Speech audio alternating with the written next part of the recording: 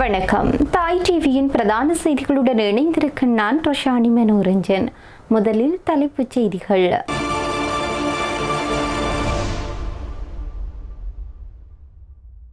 மீண்டும் மோசடி வழக்குகளில் சிக்கியுள்ள மகிந்தவின் புதல்வர்கள் முதலமைச்சர்களுக்கு நாடாளுமன்றத்தில் இடமளிக்க வேண்டும். டக்ளஸ் வலியுறுத்து. பிரதமரை ரகசியமாக நோட்டமிட்ட 3 நபர்கள் அதிரடி கைது. எழுந்த பாதுகாப்பு அச்சுறுத்தல். மத்திய வங்கி வெளியிட்ட முக்கிய அறிவிப்பு. ஈரானின் அணு செறிவூட்டல் மையங்கள் மீது மிக விரைவில் தாக்குதல். ட்ரம்ப் வெளியிட்ட அதிரடி அறிவிப்பு. நவம்பர் தேர்தலை குறிவைக்கும் ஈரான். ட்ரம்பின் பகிரங்க குற்றச்சாட்டு. இனி தொடர்பான விரிவான செய்திகள்.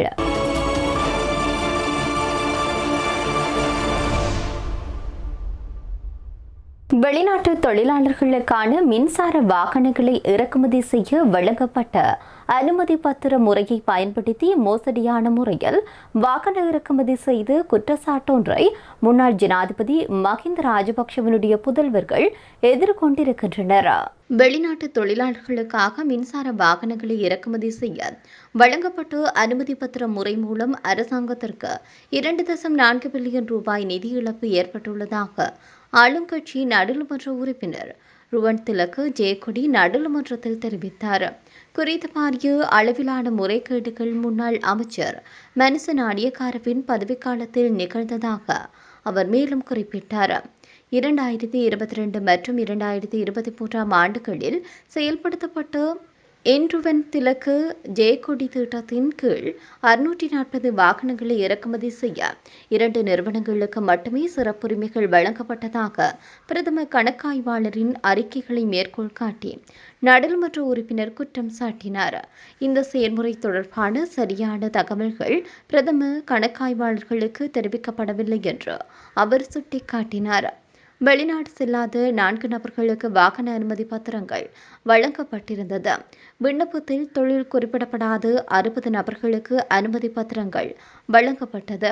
சிலருக்கு 2 வீதம் அனுமதி பத்திரங்கள் வழங்கப்பட்டது மற்றும் 4 மாதங்கள் போன்ற மிக குறுகிய காலத்தில் வெளிநாடு சென்று திரும்பிய நபர்களுக்கும் இந்த சலுகை வழங்கப்பட்டது போன்ற பல ஊழல்கள் நாடாளுமன்ற உறுப்பினர் சபையின் கவனத்திற்கு கொண்டு வந்திருந்தார்.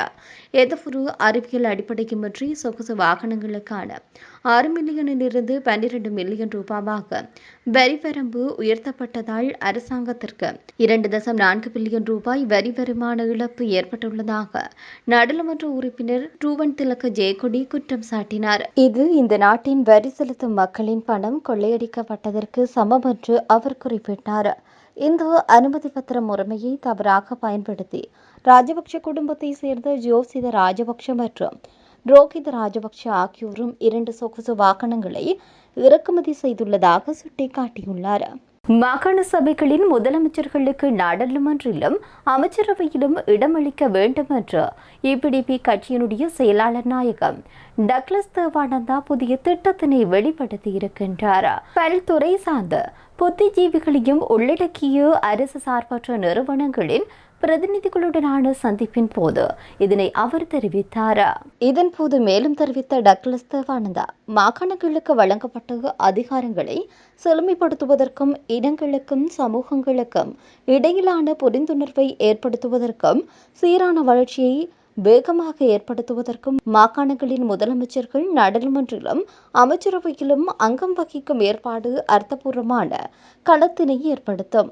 அதேபோன்று யுத்தம் காரணமாக 18 வயதினை அடைந்த பின்னர் புலம்பெயர்ந்து சென்றவர்களுக்கும் தொழில் நிமித்தம் வெளிநாடுகளில் தங்கியிருப்போருக்கும் வாக்குரிமையை வழங்க வேண்டும். அர்த்தபூர்வமான அதிகார பகிர்வே புதிய அரசியலமைப்பின் அடிப்படையாக இருக்க வேண்டுமே தவிர ஒற்றையாட்சி சமஷ்டி என்ற பெயர் பலகையில் கவனத்தினை குவிப்பது பிடிவாதமாக இருப்பது நாட்டின் எதிர்காலத்திற்கு ஆரோக்கியமாக இருக்காது. கடந்த காலங்களில் மத்திய அரசினால் எடுக்கப்பட்ட மாகாணங்களுக்கான அதிகாரங்களை மீள கையளிப்பதுடன் காவல்துறை மற்றும் காணி உட்பட மாகாண சபை அதிகாரங்கள் முழுமையாக நடைமுறைப்படுத்தப்பட வேண்டும் என குறிப்பிட்டார். பிரதமர் ஹரிணி அமரசூரியவை தொலைநோக்கி மூலம் கண்காணித்ததாக சந்தேகத்தின் பேரில் 3 நபர்கள் கைது செய்யப்பட்டுள்ளனர். கொழும்பில் உள்ள பிரபல நட்சத்திர ஹோட்டல் ஒன்றுக்கு ஹரிணி அமரசூரிய நேற்றைய தினம் சென்றிருந்த போது இந்த சம்பவம் பதிவாகி இருக்கிறது. சந்தேக நபர்களான 3வரையும் கொம்பனி தெரு காவல்துறையினர் கோட்டை நீதவான் நீதிமன்றத்தில் நேற்றைய தினம் முன்னிலைப்படுத்தினர். இதனை அடுத்து சந்தேக நபர்களான மூவரையும் இன்று வரை விளக்குமறியலில் வைக்குமாறு நீதவான் பசன் அமரசேன உத்தரவு பிறப்பித்தார். அத்தோடு இந்த சம்பவம் குறித்தான முழுமையான அறிக்கை நாளை சமர்ப்பிக்குமாறு கொம்பனி தெரு காவல்துறையினருக்கு உத்தரவு பிறப்பிக்கப்பட்டிருந்தது. சந்தேக நபர்களான மூவரில் இருவர் சகோதரர்கள் என்றும் அவர்கள் கிண்ணியா பகுதியை சேர்ந்தவர்கள் என்றும் மற்ற நபர் முள்ளிப்பொத்தானை பகுதியை சேர்ந்தவர் என்றும் தெரிவிக்கப்பட்டுள்ளது. சந்தேக நபர்கள் மூவரும் கொழும்பு பகுதியில் பணிபுரிவதாக தெரிவித்திருந்தனர் என காவல்துறையினர் நீதிமன்றத்தில் குறிப்பிட்டனர். சம்பவம் தொடர்பான மேலதிக விசாரணைகளை கொம்பனி தெரு காவல்துறையினர் முன்னெடுத்து வருகின்றமை குறிப்பிடத்தக்கது. இலங்கை மத்திய வங்கி கொள்கை வட்டி வீதங்கள் தொடர்பில் முக்கிய அறிவிப்பொன்று இடம்பெற்றுள்ளது. ஓரிரவு கொள்கை வட்டி வீதத்தை 8.75% பேணுவதற்கு இலங்கை மத்திய வங்கி நாணய கொள்கை சபை தீர்மானித்துள்ளது. நாணய கொள்கை சபை கூட்டத்தில் இந்த முடிவு எடுக்கப்பட்டதாக இலங்கை மத்திய வங்கி இன்று அறிவித்தது. உள்நாடு மற்றும் உலகளாவிய பொருளாதார நிலைமைகளில் ஏற்படும் மாற்றங்கள் மற்றும் எதிர்கால கணிப்புகளை கவனத்திற்கொண்டு இந்த தீர்மானம் எட்டப்பட்டதாக மத்திய வங்கி தெரிவித்தது. 2026 ஜூன் மாதத்தில் இலங்கையின் பொது பணவீக்கம் ஆண்டடிப்படையில் 6.8% அதிகரித்துள்ளது. இதற்கு பிரதானமாக உள்நாட்டு எரிசக்தி மற்றும் உணவுப் பொருட்களின் விலையேற்றமே காரணம் என தெரிவிக்கப்பட்டுள்ளது. ஈரானின் அணு ஆயுத செறிவூட்டல் இயந்திரங்கள் அமைந்திருப்பதாக கூறப்படுகின்ற பகுதியின் மீது அமெரிக்கா மிக விரைவில் கடுமையான தாக்குதலை நடத்த திட்டமிட்டிருப்பதாக அமெரிக்க ஜனாதிபதி டொனால்ட் ட்ரம்ப் தெரிவித்தார். அமெரிக்காவிற்கும் ஈரானுக்கும் இடையிலான மோதல் தீவிரமடைந்து வரக்கூடிய நிலையில் அவர் இந்த அறிவிப்பை வெளிப்படுத்தியிருக்கின்றார். ஊடகங்களுக்கு கருத்து தெரிவிக்கின்ற போது அவர் இதனை மேலும் தெரிவித்திருக்கின்றார். இதன்போது நடான்ஸ் பிராந்தியத்தில் உள்ள பிகெக்ஸ் மலை பகுதிக்கு ஈரான் தன்னுடைய அணு உலை செறிவூட்டல் இயந்திரங்களை மாற்றியுள்ளதா என கேள்வி எழுப்பப்பட்டது. இதற்கு பதிலளித்த ட்ரம்ப் மிக விரைவில் அந்த பகுதியை தாக்குதல் நடத்தப்படும், அதிலிருந்து தப்பிப்பதற்கு ஈரானால் எதுவுமே செய்ய முடியாது. வழக்கமாக இதுபோன்ற இராணுவ திட்டங்களை நான் வெளிப்படையாக சொல்ல மாட்டேன். ஈரானால் ஏதேனும் செய்ய முடியும் என்று நான் நினைத்திருந்தால் இதை ஒருபோதும் கூறியிருக்க மாட்டேன். ஆனால் நாங்கள் விரைவில் அந்த பகுதியை இலக்கு வைப்பது மிகவும் கடுமையாக தாக்குவோம் என அவர் தெரிவித்தார். அமெரிக்க மற்றும் இஸ்ரேலிய படைகள் ஈரானின் அணு மற்றும் இராணுவ இலக்குகளை இலக்கு வைத்து தொடர் வான்வழி தாக்குதலை நடத்தி வருகின்றன. இந்த நிலையில் நிலத்தடி மற்றும் மலைப்பகுதியில் ஈரான் மறைத்து வைத்துள்ளதாக முக்கிய அணுசெறிவூட்டல் மையங்களை அளிப்பதே அமெரிக்காவின் அடுத்த கட்ட நடவடிக்கை என்பதை ட்ரம்பின் இந்த அறிவிப்பு உறுதிப்படுத்தியுள்ளமை குறிப்பிடத்தக்கது. ஹார்முஸ் நீரிணையை அச்சுறுத்துவதன் மூலம் வரவிருக்கும் நவம்பர் மாத காங்கிரஸ் இடைத்தேர்தலில் தானும் தன்னுடைய குடியரசு கட்சியும் வெற்றி பெறுவதை பாதிப்பதற்கு ஈரான் முயற்சிப்பதாக அமெரிக்க ஜனாதிபதி டொனால்ட் ட்ரம்ப் தெரிவித்தார்.